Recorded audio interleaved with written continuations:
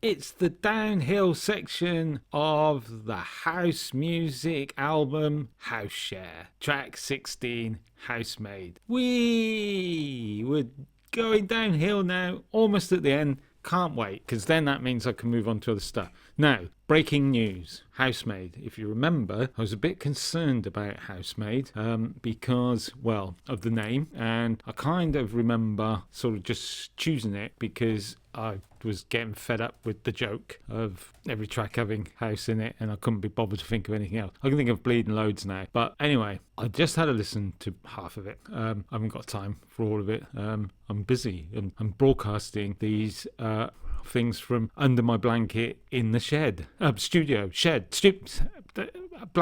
soundproof booth in the studio in Abbey Road. Really, that's really where I am. Why not? Everyone makes up crap on the internet, including me now, because really I'm under a blanket in a shed. It's not even my shed, but there you go. And it's track 16. Housemaid. And yeah, heck man, it's fun. I just listen to it. Looks like I've maybe there was a little bit of a gap between the darker stuff I was knocking out before it. It's a bit of fun again. It's an uplifting tune. I kind of remember it now.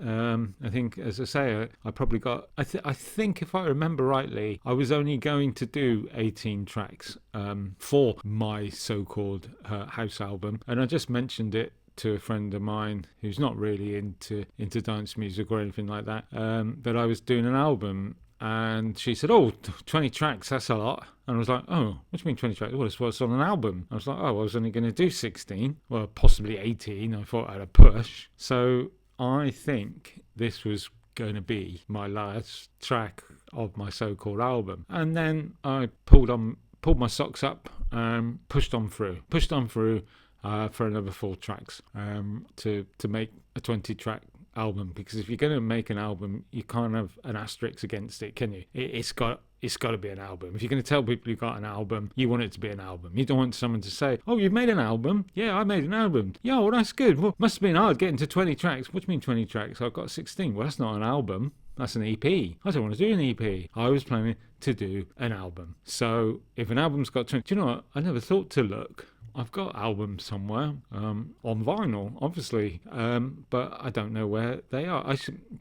Again, why do I always come up with these things after the event? Why don't I ever do this before the event and know it before I start it? So, again, I could have Googled it. How many tracks on an album? Never thought of that. Didn't grow up with Google, see? Anyway, point was, I was told an album's got 20 tracks,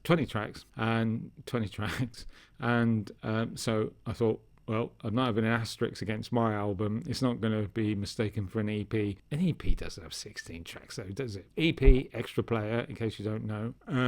Mine's an LP, long player. God, how old? Can you believe it? If you're listening to me and you're my age, can you believe that? Things that we took for granted. Like, no, wait, somebody asked me what 45 was the other day. They thought it was a gun. I said, no, it's like a 12-inch single. Well, it is a gun as well, but if you said 45 to me, it's a 7-inch single. 7-inch single? Yes, little round disc of 7-inch across. 12 inches, the bigger version, the album. What? Yeah, never mind. That's how the conversation went. I've even met people who've never seen a record. Grown-up people. People with children.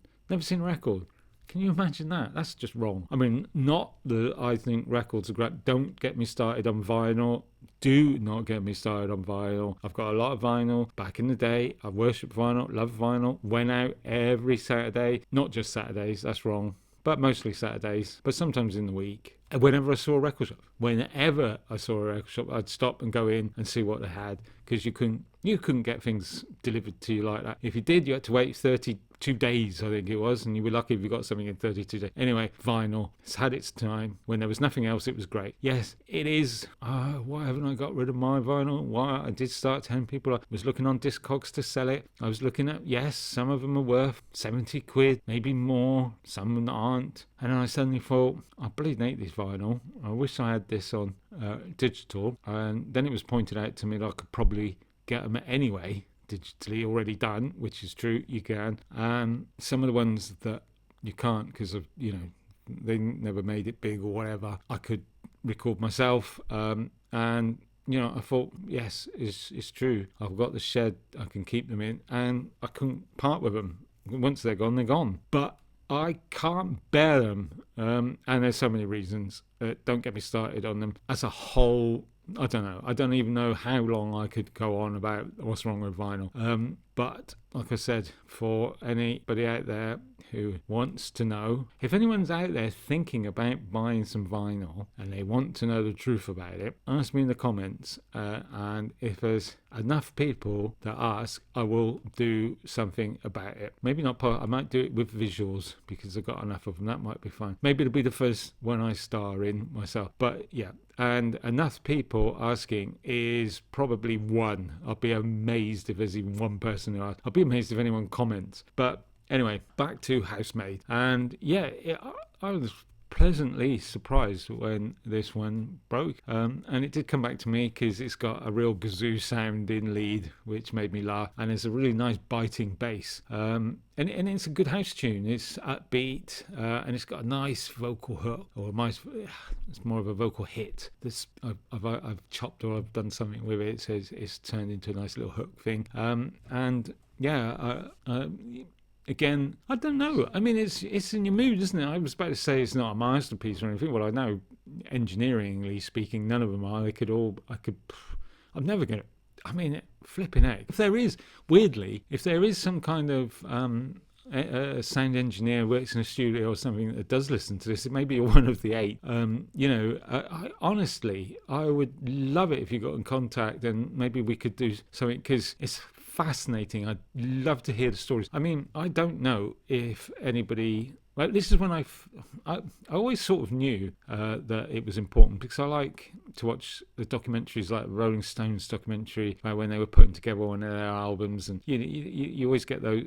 You don't seem to get the good documentaries from modern bands. Sometimes you see stuff about the Beatles putting things together, and there's always like some sound engineer messing about.